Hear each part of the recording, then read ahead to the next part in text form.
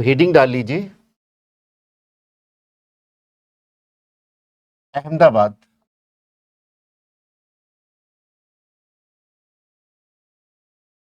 आंदोलन, अहमदाबाद मूवमेंट। गांधीवादी आरंभिक आंदोलनों में ये दूसरा आंदोलन है जो बहुत महत्वपूर्ण है, आपको समझना है इसको। अब इसमें ही हम किन पहलुओं पर बात करेंगे, पहले उनको हम जान लेते हैं। सबसे पहले हम लोग बात करेंगे अहमदाबाद आंदोलन की पृष्ठभूमि के बारे में बात करेंगे।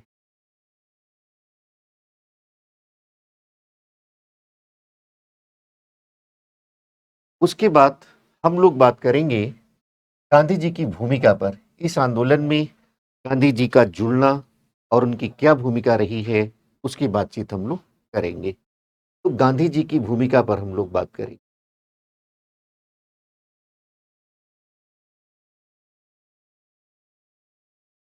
और उसके बाद हम लोग बातचीत करेंगे इस आंदोलन में जो गांधी जी ने भूमिका निभाई है उसके क्या परिणाम रहे, कोई रिजल्ट आया या नहीं आया, जिन उद्देश्यों को लेकर के, जिन समस्याओं को लेकर के अहमदाबाद आंदोलन हो रहा है, गांधी जी की भूमिका स्थापित हो रही है, क्या कोई रिजल्ट आया, उसको समझने का प्रयास करेंगे। और बाद में हम इसके महत्व की बात करेंगे। महत्व में आप देखेंगे कि अहमदाबाद आंदोलन में गांधी जी एक नए प्रकार के राजनीतिक हथियार का प्रयोग करते हैं, एक नए प्रकार का राजनीतिक कार्यक्रम। और ऐसा कार्यक्रम था कि आगे आने वाले राष्ट्रीय आंदोलनों में गांधी जी ने उसका अनेक बार प्रयोग किया। और उसके प्रयोग करने के उपरांत आप देखेंगे वो ऐसा राजनीतिक हथियार था कि पूरी की पूरी ब्रितानी सत्ता, ब्रिटिश सत्ता वो हिल जाती थी। उसकी चर्चा हम करेंगे गांधी जी के उस राजनीतिक हथियार के बारे में। उसके पहले फिर एक जनरल टॉकिंग हम लोग कर लेते हैं, अहमदाबाद आंदोलन के नेचर के बारे में बातचीत कर लेते हैं, जैसे हम लोगों ने चंपारण में किया था। तो उसमें सबसे पहले जो आपको जानना है तो वो यही जानना है कि ये गांधीवादी आंदोलनों में दूसरा आंदोलन है और सत्याग्रह के सिद्धांत पर आधारित है। तो अहमदाबाद आंदोलन गांधीवादी आंदोलन है। गांधीवादी आंदोलन में दूसरा आंदोलन है, दूसरा आंदोलन है। और ये जो आंदोलन है ये सत्याग्रह के सिद्धांत पर आधारित है। ये एक जनरल पॉइंट है जो आपको ध्यान में रखना है। गांधीवादी आंदोलन का मतलब है कि वो सत्याग्रह के दर्शन पर आधारित होगा, सत्य अहिंसा के सिद्धांत पर आधारित होगा। ये बात दिमाग में रखना है। तो ये दूसरा आंदोलन है। पहला आंदोलन कौन सा था? चंपारण, जिसका हमने अध्ययन किया है। दूसरा पॉइंट आपको ये याद रखना है कि ये जो आंदोलन है वो अपने नेचर में रीजनल है, क्षेत्रीय है, अखिल भारतीय आंदोलन नहीं है। ये आपको याद रखना है। तो इसका जो स्वरूप है वो क्षेत्रीय है।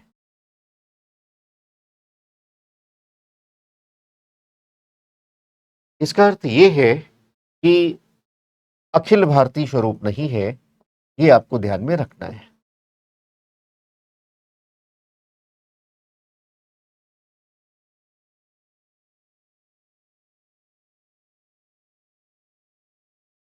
इसके अलावा हमने ये आरंभ में ही चर्चा कर दिया है कि जो आरंभिक आंदोलन है, तीनों आंदोलनों के बारे में मैंने बातचीत की है, ये जन आंदोलन के पर्याय नहीं है।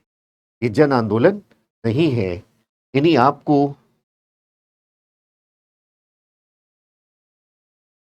ये बात समझ के रखना है कि जन आंदोलन नहीं है।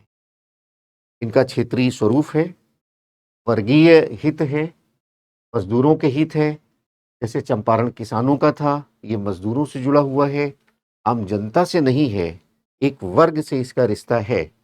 जन आंदोलन नहीं है, ये बात आपको ध्यान में रखना है। अगला बात ये आपको ध्यान में रखनी है कि ये कोई राजनीतिक आंदोलन नहीं है। राजनीतिक आंदोलन नहीं है, राजनीतिक उद्देश्यों को लेकर के ये आंदोलन नहीं किया गया है। ये जो आंदोलन है, ये केवल आर्थिक मुद्दों पर आधारित है। आर्थिक मुद्दों पर आधारित है। जैसे हमने स्पष्ट किया है कि राजनीतिक आंदोलन का मतलब है कि कोई राजनीतिक मांगे हैं, राजनीतिक निहितार्थ हैं उसके कोई, यानी उसमें कोई शासन की सहभागिता की मांग है या आज़ादी की मांग है, स्वराज की मांग है, इस तरह की मांगे, उस तरह की मांगे यहाँ पर नहीं है। तो ये जो आंदोलन है ये आर्थिक मुद्दों पर आधारित है और मजदूरों से संबंधित है। मजदूरों से संबंधित है। ये आपको ध्यान में रखना है। अब ये आरंभिक चर्चा के बाद आप इसकी पृष्ठभूमि को जानेंगे, बैकग्राउंड को समझने का प्रयास करेंगे और यही वास्तविक कारण बन जाएगा अहमदाबाद आंदोलन का। तो आइए हम लोग अहमदाबाद आंदोलन की पृष्ठभूमि के बारे में बात करते हैं। पृष्ठभूमि के बारे में बात करते हैं।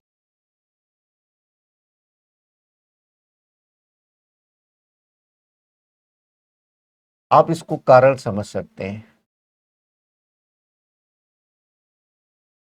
अहमदाबाद, जैसा आप जानते हैं कि मैनचेस्टर ऑफ इंडिया कहा जाता है। सूती वस्त्र के बहुत सारे कारखाने थे, जैसे आप मैनचेस्टर में देखते हैं इंग्लैंड में, कुछ उसी तरह का डेवलपमेंट वहाँ पर हुआ था। तो दो वर्ग सामान्य सी बात होगी कि जहाँ पर उद्योग होंगे वहाँ उद्योगपति वर्ग होगा और मजदूर वर्ग होगा। तो बहुत प्रभावी थे मजदूर, वहाँ पर बड़ी संख्या में थे। हुआ क्या कि 1917 में ये जो आंदोलन आपका है 18 का है, आंदोलन 18 का है, 1917 में वहाँ प्लेग फैल जाता है। बैकग्राउंड को समझना है। प्लेग बीमारी फैल जाती है और प्लेग बीमारी के फैल जाने से बहुत सारे मजदूर उससे प्रभावित हो जाते हैं। बहुत सारे मजदूरों की डेथ हो जाती है, बहुत बीमार लोग पड़ जाते हैं और एक भय के कारण बहुत सारे मजदूर वहाँ से चले जाते हैं कि दूसरे शहरों से आकर के मजदूरी कर रहे हैं। एक समस्या आई है उद्योगों के सामने। उद्योगों के सामने समस्या आई है कि कैसे अपने उद्योगों को सुचारू रूप से हम चलाएं और मजदूरों की समस्या लगातार बढ़ रही है। तो प्लेग के कारण मजदूरों को जो मजदूरी मिल रही है उसमें बोनस भी दिया जा रहा है, उनको आकर्षित करने के लिए, जिससे मजदूर अपनी समस्याओं का समाधान कर सके और उनके जो उद्योग धंधे हैं मजदूरों को, पूंजीपतियों के, मिल मालिकों के, वो आराम से चल सकें। और ये जो बोनस है ये अराउंड 50% के आसपास दिया जा रहा है और कुछ मामलों में तो ये 70-80% तक दिया जा रहा है। कुछ मिल मालिक 70-80% तक बोनस दे रहे हैं। यानी जो आपकी तनख्वाह होगी, सैलरी होगी, उसका लगभग आधे से ज़्यादा भाग आपको बोनस मिल रहा है। तो इस प्रकार की स्थिति है। अब समस्या कहाँ आती है, इसको थोड़ा-सा समझना है। समस्या क्या है कि ये प्लेग जब समाप्त हो जाता है, तो बोनस समाप्त हो जाता है। बोनस समाप्त हो जाता है, जनरल सी बात है। जैसे ही प्लेग समाप्त हुआ तो बोनस समाप्त हो गया, सामान्य सी बात है। लेकिन ये सामान्य बात नहीं थी।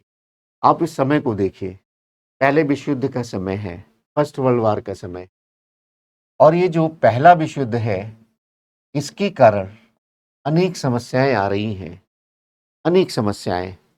और ये समस्याएं अपने नेचर में सामाजिक समस्याएं हैं, आर्थिक समस्याएं हैं।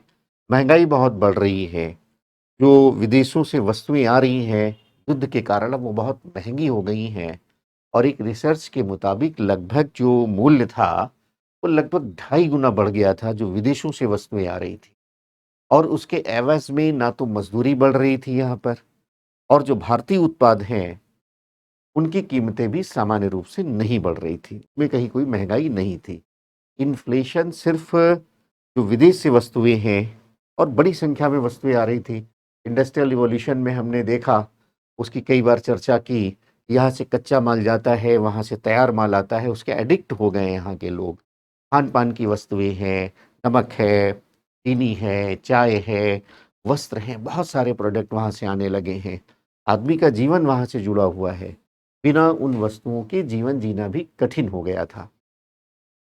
तो फर्स्ट वर्ल्ड वॉर के कारण जो सामाजिक आर्थिक समस्याएँ आई हैं, बेरोज़गारी की समस्या भी है। आरंभ में तो उत्पादन बढ़ता है, लेकिन बाद में उत्पादन जैसे-जैसे कम होता है, डिमांड कम हो जाता है, तो बेरोज़गारी की भी समस्या ये ऑल ओवर इंडिया की थी, पूरे ब्रिटिश भारत की थी, तो वहाँ भी इसका प्रभाव पड़ता है। अब सामाजिक आर्थिक जो समस्याएँ हैं, जिनमें आप महँगाई का मुद्दा है, बेरोज़गारी का मुद्दा है, ये सब आप जनता को प्रभावित कर रहे हैं। अब मज़दूरों का कहना है कि आपने ये जो बोनस समाप्त कर दिया है, इससे हमारी कठिनाइयाँ बढ़ चुकी हैं, इस समय की जो परिस्थितियाँ हैं। इसलिए पहले विश्व युद्ध के परिप्रेक्ष्य में मज़दूरों ने ये माँग रखी कि आपने जो बोनस समाप्त किया है, वो फिर से बहाल करें और कम से कम 50% बोनस आप हमें प्रदान करें। इस प्रकार की माँग रखी।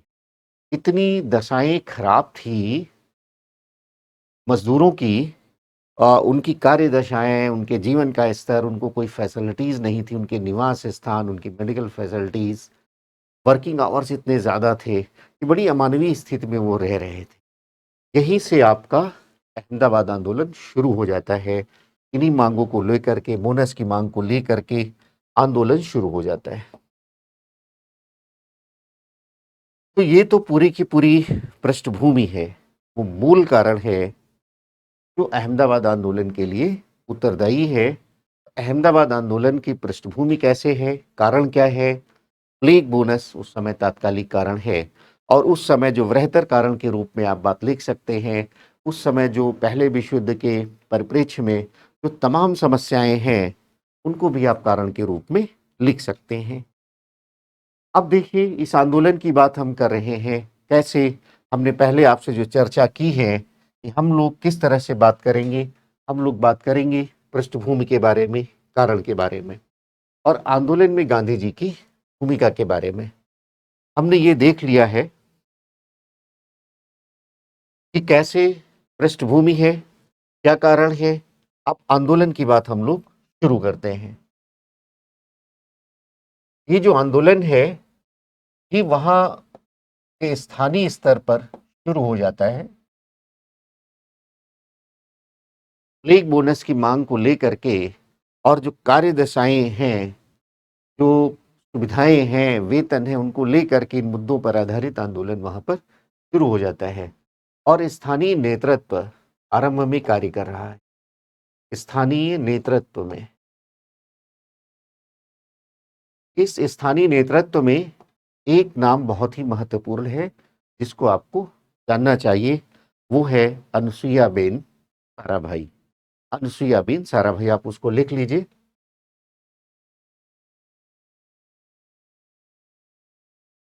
अनुसुईयाबेन साराभाई। ये बहुत महत्वपूर्ण नाम है। एक मिल मालिक हैं, मिल मालिक में अम्बालाल साराभाई, अम्बालाल साराभाई नाम लिख लीजिए। मिल मालिक के एसोसिएशन के अध्यक्ष हैं, मिल मालिक हैं ये, अम्बालाल साराभाई, अम्बालाल साराभाई, अम्बालाल साराभाई।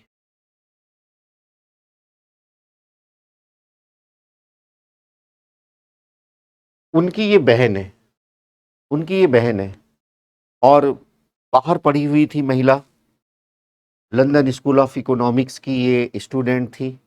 वहाँ जब आई लौटी भारत, तो मज़दूरों की दशा देख करके बहुत द्रवित हो जाती है, बहुत प्रभावित हो जाती है और उनके आंदोलन को नेतृत्व प्रदान करती हैं। यद्यपि जिनके खिलाफ नेतृत्व कर रही हैं उन्हीं से इनका संबंध है। एक मिल के मालिक हैं और मिल एसोसिएशन जो बना हुआ है अहमदाबाद मिल एसोसिएशन, उसके अध्यक्ष अंबालाल साराभाई उनकी बहन है और बहुत सारे कार्य करती हैं। उनके स्वास्थ्य से संबंधित जो समस्याएं हैं मजदूरों के, शिक्षा से संबंधित जो समस्याएं हैं उनको दूर करने का प्रयास करती हैं, स्कूल वगैरह संचालित करती हैं और उन्होंने इस बोनस की मांग का समर्थन किया। तो ये इनके नेतृत्व में ये आंदोलन होता है। एक हड़ताल रखी जाती है, 21 दिन की हड़ताल थी, लेकिन ये जो आंदोलन हो रहा है इसका कहीं कोई प्रभाव नहीं पड़ रहा है, कोई प्रभाव नहीं।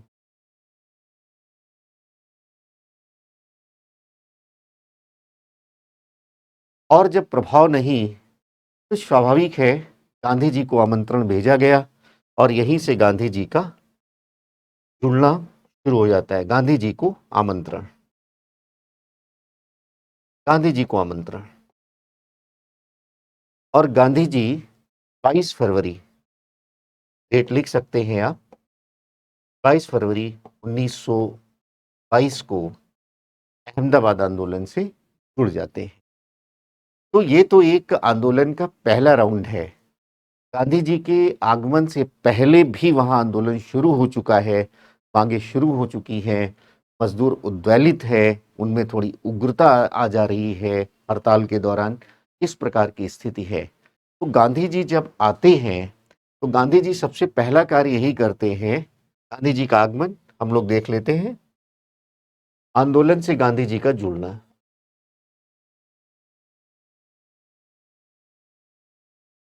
गांधी जी का जुड़ना, तो गांधी जी क्या करते हैं कि सबसे पहले वो सत्याग्रह के लिए मजदूरों को तैयार करते हैं और मजदूरों को ये हिदायत देते हैं कि कोई भी हिंसा का प्रयोग नहीं करेगा। तो गांधी जी आगमन के बाद जो सत्याग्रह के लिए वो तैयारी शुरू कर देते हैं और कहते हैं कि कोई भी हिंसा का प्रयोग नहीं करेगा। आप जब हड़ताल करेंगे, तालाबंदी करेंगे तो किसी भी प्रकार से कानून का उल्लंघन नहीं करेंगे, आप हिंसा का प्रयोग नहीं करेंगे, दंगे फसाद नहीं करेंगे। इस तरह की बात उन्होंने रखी और ये भी कहा कि चूंकि उन्होंने देख लिया था कि मांग जायज़ है, कई बार हमने चर्चा किया है कि गांधी जी का ये स्वभाव था, गांधी जी का ये स्वभाव था कि वो जब तक विषय को पूरी तरह से समझ नहीं लेते थे, मुद्दों को समझ नहीं लेते थे, तब तक उसमें वो शामिल नहीं होते थे। चंपारण में भी हमने चर्चा किया कि कैसे राजकुमार शुक्ला जी को पहले उन्होंने मना किया, अपनी ऑटोबायोग्राफी में इस प्रकार की बात उन्होंने की है। तो सत्याग्रह के लिए जब तैयार करने की बात आई तो उन्होंने कहा, पूरी तरह से लोगों को समझाया, सत्याग्रह के सिद्धांत की चर्चा की, हिदायत दिया, निर्देश दिया और इसका प्रभाव पड़ जाता है।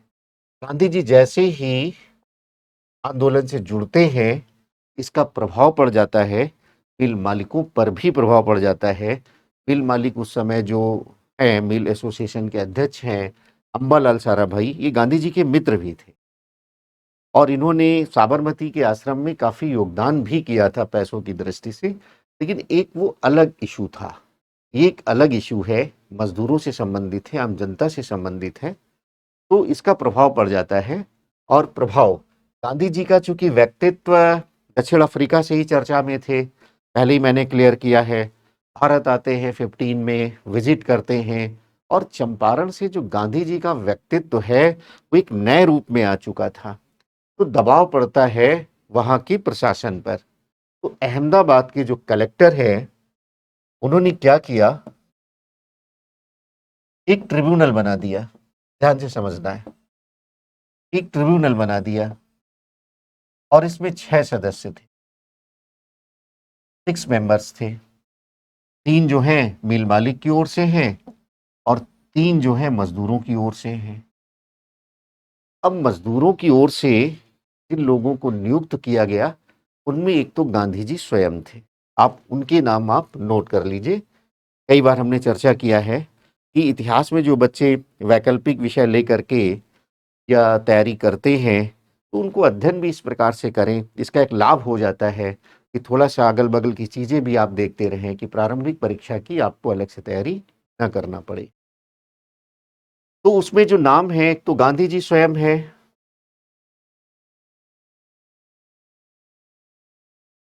दूसरे जो हैं वल्लभ भाई पटेल हैं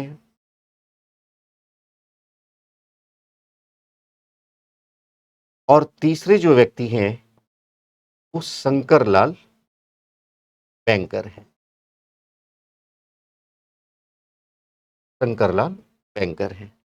ये 3 लोग हैं जो मज़दूरों की ओर से जुड़े हुए हैं। अब इसके बाद ये जो ट्रिब्यूनल हुआ, इसने ये निर्णय लिया इसने ये निर्णय लिया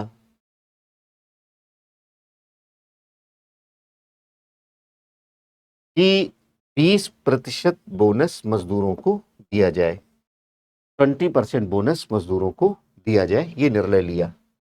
लेकिन इस निर्णय से मज़दूर सहमत नहीं थे। स्वयं गांधी जी भी सहमत नहीं थे, लेकिन ट्रिब्यूनल था, 3 सदस्य उनके हैं, 3 सदस्य इधर से हैं और गांधी जी भी सहमत नहीं हैं। तो गांधी जी ने इसके बाद एक ऐसे राजनीतिक हथियार का प्रयोग किया भारत में पहली बार, जिसकी चर्चा भी आरंभ में मैंने किया था कि पूरा का पूरा उसके प्रयोग करने से ब्रिटिश प्रशासन तक हिल जाता है।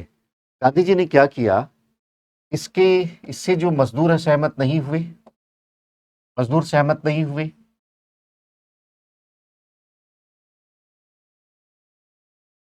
गांधी जी ने क्या किया, गांधी जी ने पहली बार भारत में भूख हड़ताल की। आप जानते हैं कि आगे किस प्रकार से इसका प्रयोग हुआ।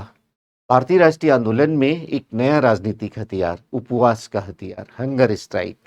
गांधी जी की जब बात नहीं मानी जाती थी तो या बहुत जब वो असंतुष्ट हो जाते थे, कोई चारा नहीं बचता था तो भूखे बैठ जाते थे और उसका प्रभाव आप देखेंगे। पूना समझौता वगैरह में फिर आगे हम चर्चा करेंगे। कैसे जब कम्युनल अवार्ड आता है, गांधी जी को लगता है ये तो भारत को विभाजित करने की जो मानसिकता है, देश के लिए बहुत घातक होगा, हिंदू समाज के लिए घातक होगा, तो उन्होंने उपवास करना शुरू कर दिया था। और कैसे अम्बेडकर के साथ बाद में समझौता हुआ, उसकी चर्चा हम वहाँ करेंगे। तो आगे बहुत जगह ऐसा इसका प्रयोग हुआ है। गांधी जी भूख हड़ताल पर बैठते हैं और उसका प्रभाव ये होता है कि पूरा का पूरा जो आंदोलन है, जो उग्रता की ओर जा रहा था, वो रुक जाता है। 20% की जब घोषणा हो जाती है, तो बहुत सारे मज़दूर सहमत हो जाते हैं कि चलिए भाई 20% ही ठीक है, हम अपना काम को जॉइन करते हैं, जो समस्याएँ हैं थोड़ी-सी कम होंगी, सहमत हो जाते हैं। लेकिन गांधी जी ने पूरी तरह से हिदायत दे रखी थी, सत्याग्रहियों को ये कह रखा था कि आप कोई समझौता नहीं करेंगे, कोई हिंसा नहीं करेंगे। इस तरह की बात उन्होंने पहले ही कह दी थी। तो हुआ क्या, जैसे ही भूख हड़ताल पर गांधी जी बैठते हैं, तो एक प्रभाव पड़ जाता है मिल मालिकों पर और उन्होंने ये पूरी मांग मान ली। मिल मालिकों ने अम्बालाल साराभाई के नेतृत्व में जो ये पूरा का पूरा मिल मालिकों का एसोसिएशन था और उन्होंने 35% 35% बोनस की जो मांग रखी गई थी, फाइनली आरंभ में 50% की मांग थी, उसको मान लिया गया और एक बड़ी सफलता थी गांधी जी के नेतृत्व में अहमदाबाद आंदोलन की। तो इस तरह से आप देखिए कि कैसे समस्या क्या है वो आपने देखा। बोनस की समस्या पहले विश्व युद्ध से उपजी जो समस्याएं हैं, उसके परिप्रेक्ष्य में वो गंभीर हो जाती हैं। बोनस समाप्त करने की बात गंभीर बात हो जाती है, उसको लेकर आंदोलन होता है। आरंभिक समय के आंदोलन की मैंने चर्चा की, अनुसुईया बेन के नेतृत्व में हो रहा है और बाद में ये आंदोलन गांधी जी के नेतृत्व में हो रहा है और गांधी जी किस तरह से कार्य कर रहे हैं इसकी चर्चा हमने की है। आगे जैसे मैंने परलाम की बात की, तो परलाम तो आपने देख ही लिया है, आंदोलन सफल रहा है और ये गांधी जी का जो आगमन और सफलता का मिलना प्रशासन के द्वारा दबाव, मिल मालिकों के द्वारा सहमति दर्शाना एक बड़ी घटना थी। चंपारण की कड़ी को आगे जोड़िए और गांधी का जो करिश्माई व्यक्तित्व है वो और ज़्यादा उभर कर आता है। गांधी जी की चर्चा तो पहले से है और एक प्रभावी नेतृत्व जन्म ले रहा है भारत में। एक ऐसा नेतृत्व जन्म ले रहा है जिसकी रीच की बातें ब्रिटिश प्रशासन तक जा रही हैं, जिसकी बातें आम जनता तक जा रही हैं। आगे देखेंगे कैसे गांधी जी एक ऐसे व्यक्तित्व के रूप में आते हैं कि पूरे भारत के नेता हो जाते हैं और अखिल भारतीय नेतृत्व प्रदान करते हैं, अखिल भारतीय स्तर का आंदोलन शुरू करते हैं, जिसको आप असहयोग आंदोलन के नाम से जानते हैं। अब यहाँ पर देखिए इस आंदोलन का महत्व क्या है, इसकी चर्चा हम लोग करते हैं। अहमदाबाद आंदोलन कोई जन आंदोलन नहीं था, क्षेत्रीय स्वरूप का था, मजदूरों से संबंध रखता है। अब इसका महत्व क्या है ये हम लोग देख लेते हैं। मेंस में जब आप लिखने को आएगा या कहीं आपको ज़रूरत पड़ेगी इस आंदोलन के संदर्भ में वैचारिक रूप से लेखन करने की, तो ये पॉइंट बहुत मदद करेंगे, इनको आप लिख लीजिए। इस आंदोलन का महत्व क्या है? पहला पॉइंट तो आप यही लिख सकते हैं कि गांधीवादी आंदोलन के अंतर्गत दूसरा सफल आंदोलन था मजदूरों का आंदोलन। तो ये सत्याग्रह के सिद्धांत के अंतर्गत जो ये सत्याग्रह का सिद्धांत है, दर्शन है, इसकी भी कसौटी है। सत्य और अहिंसा पर आधारित, कोई हिंसा नहीं होना है। और सत्य का अर्थ हम विस्तार से समझा चुके हैं, आत्मिक अनुभूति। गांधी जी को जो भी लगता है अतार्किक है, अमानवीय है, निष्पक्ष नहीं है, उसी का विरोध करना है। और जो आपको लगता है कि वो सत्य है, जो आपको लगता है कि वह निष्पक्ष है, जो आपको लगता है वो मानवीय है, तर्क संगत है, उसके पक्ष में आपको खड़ा होना है। यही आत्मिक अनुभूति थी। और जो भी आपकी आत्मिक अनुभूति है उसको पाने के लिए कहीं से भी आप हिंसा का सहारा नहीं लेंगे। इस प्रकार की बातचीत है। तो ये सत्याग्रह पर आधारित दूसरा सफल आंदोलन।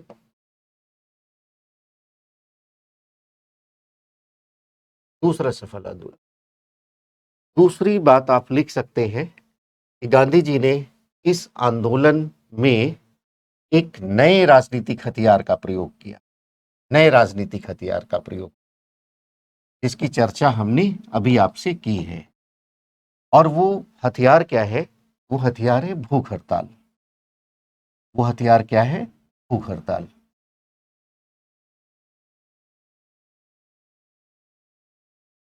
अब इस भूख हड़ताल का प्रभाव क्या है, इसको तो आप पूरे राष्ट्रीय आंदोलन में देखते ही हैं। आगे हम चर्चा करेंगे। अभी हमने किया भी है एक पूना समझौते के संदर्भ में। उस समय जब ये भूख हड़ताल का प्रयोग हुआ है तो एक बहुत कट्टर कम्युनिस्ट थे,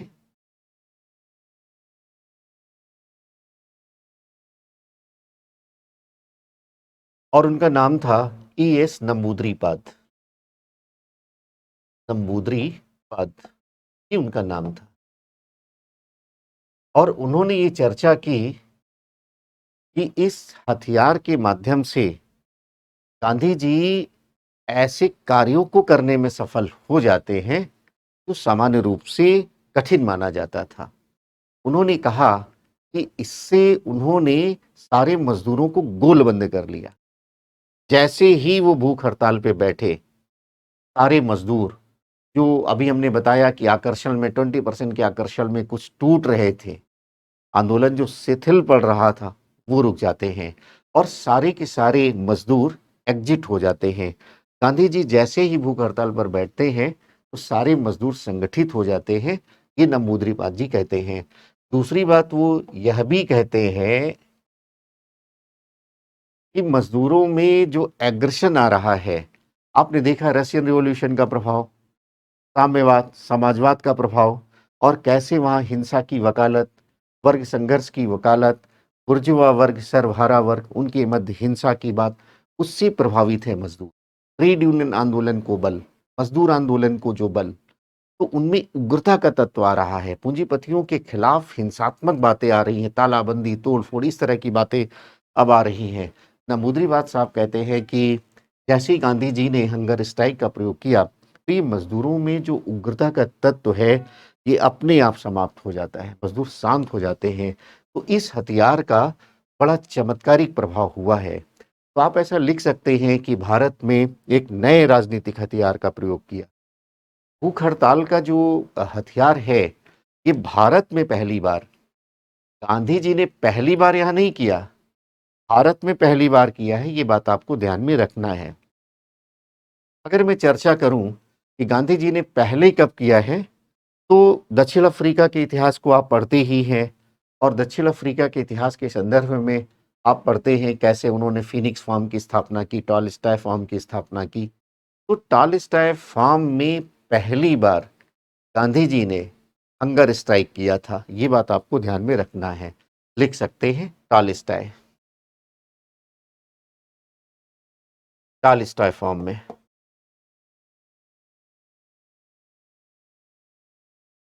टॉलस्टॉय फार्म में उन्होंने किया। हुआ क्या था, मैं चर्चा कर देता हूँ, बड़ा इंटरेस्टिंग भी है और बड़ा चमत्कारिक प्रभाव है इस कदम का। जैसे नंबूद्रिपाद के शब्दों में अभी हमने आपको बताया। और एक अनैतिक कार्य एक व्यक्ति ने कर दिया था टॉलस्टॉय फार्म में, अनैतिक कार्य कुछ किया। गांधी जी इससे बहुत आहत हुए। गांधी जी को जब सूचना मिली तो गांधी जी बहुत आहत हुए। अब सामान्य रूप से क्या होना चाहिए? सामान्य रूप से तो यही होना चाहिए कि जिस व्यक्ति ने अनैतिक कार्य किया उसको निष्कासित करते, उसको दंडित करते। सामान्य रूप से ये होता, लेकिन गांधी जी ने उसको कुछ नहीं कहा। गांधी जी ने क्या किया कि उस व्यक्ति के अनैतिक कार्य के विरोध में अनशन पर बैठ गए, भूख हड़ताल पर बैठ गए। कि वो इतने आहत हुए कि उन्होंने कहा कि इससे मैं बहुत आहत हूं और भूख हड़ताल पर बैठ गए। अंततः सब लोग एग्री हुए कि भविष्य में ऐसा कोई कार्य अब नहीं किया जाएगा किसी के द्वारा।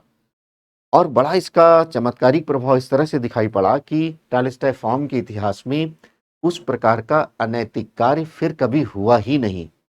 ये बड़ा प्रभाव था। तो ये गांधी जी ने पहली बार भूख हड़ताल का प्रयोग यहाँ किया था। और भारतीय संदर्भ में उन्होंने कहाँ किया है? अहमदाबाद आंदोलन में किया है। तीसरी बात आप ये लिख सकते हैं, क्योंकि ये मजदूर आंदोलन था, ध्यान से समझना, मजदूर आंदोलन है और मजदूर आंदोलन तो सफल है, इसका प्रभाव पड़ता है। ये पॉइंट आपको समझना है, इसका प्रभाव पड़ता है। जब मजदूरों की मांगे मान ली जाती हैं, तो पूरे भारत के जो मजदूर हैं, उनकी आकांक्षाएं बढ़ रही हैं। अब उनकी जो समस्याएं हैं और उनके मन में जो असंतोष है, अब वो चाहते हैं कि ये समस्याएं समाप्त हों और उनके मन की जो समस्याएं हैं, जो सामाजिक आर्थिक समस्याएं हैं उनके जीवन की, वह भी समाप्त हों। तो मजदूरों की आकांक्षाएं बढ़ रही हैं।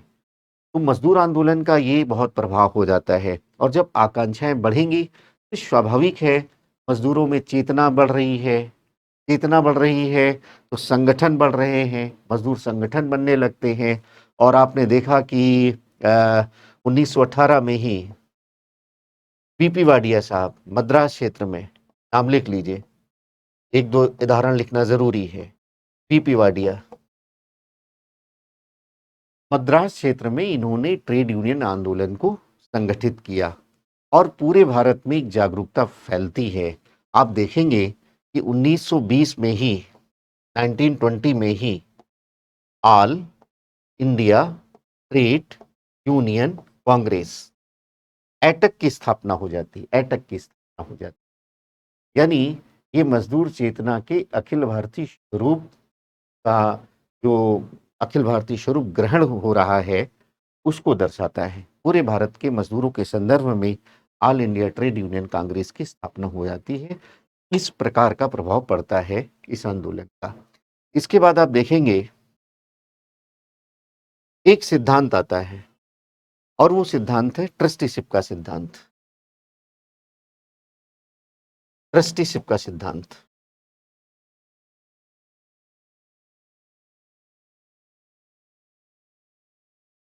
ये बहुत लोकप्रिय होता है। गांधी जी ने दक्षिण अफ्रीका में ही इसका विकास किया था। इस आंदोलन के दौरान इस सिद्धांत की चर्चा होती है और ये बहुत लोकप्रिय हो जाता है। इसको थोड़ा-सा हम लोग समझ लेते हैं। ये बड़ा लोकप्रिय हो जाता है। गांधी जी का जो ट्रस्टीशिप का सिद्धांत है, उसमें ये माना जाता है कि जैसे आम आदमी है, तो कुछ लोग अपनी आजीविका के बराबर कमा लेते हैं, कुछ लोग कम भी कमाते हैं और कुछ लोग बहुत ज़्यादा कमा लेते हैं। गांधी जी का कहना है कि जो लोग अपनी आवश्यकताओं से ज़्यादा कमा लेते हैं, तो वो अपनी आवश्यकताओं को पूरा करने के बाद जो भी संपत्ति, जो भी धन बचेगा, उसके वे मालिक नहीं हैं। वो धन जो है, शेष धन जो है, जो आपकी आवश्यकताओं से अधिक है, वो समाज का धन है। आप उसके मालिक नहीं हैं, आप उसके रखवाले हैं, आप उसके ट्रस्टी हैं।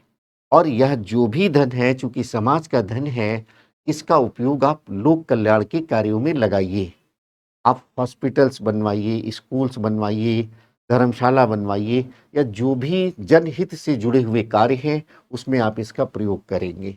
आप देखिए कि इसके बाद जैसे ही सिद्धांत लोकप्रिय होता है, तो जो उद्योगपति वर्ग के लोग हैं, पूंजीपति वर्ग के लोग हैं, आप देखिए बड़े पैमाने पर आज भी वो परंपरा चल रही है। स्कूल्स बनवाते हैं, कॉलेज बनवाते हैं, धर्मशालाएँ बनवाते हैं। बहुत सारे धार्मिक दृष्टिकोण से थे। समाज के लिए उपयोगी जो मंदिर हैं या अन्य प्रकार के धार्मिक स्थल हैं, उनका निर्माण करते हैं, हॉस्पिटल्स बनवाते हैं। तो ये ट्रस्टीशिप सिद्धांत का ही प्रभाव है। और अंत में आप ऐसा लिख सकते हैं कि अहमदाबाद आंदोलन के बाद गांधी जी का जो करिश्माई व्यक्तित्व है, करिश्माई व्यक्तित्व है, वो और निखर के सामने आता है। चंपारण आंदोलन में हमने देखा कि कैसे गांधी जी का एक विराट व्यक्तित्व, अद्भुत व्यक्तित्व निखर कर आता है। उसकी स्वीकृति और ज़्यादा मजबूत होती है और आगे गांधी जी इसका लाभ उठाते हैं। अन्य आंदोलनों में लोगों की जो भावनाएं बढ़ रही हैं, लोगों का जो जुड़ाव बढ़ रहा है गांधी जी के साथ, वो बहुत निर्णायक होता है आगे के राष्ट्रीय आंदोलन में। तो ये हम लोगों ने देख लिया है पूरे अहमदाबाद आंदोलन को। अब इसके बाद हम लोग चर्चा करेंगे खेड़ा आंदोलन की।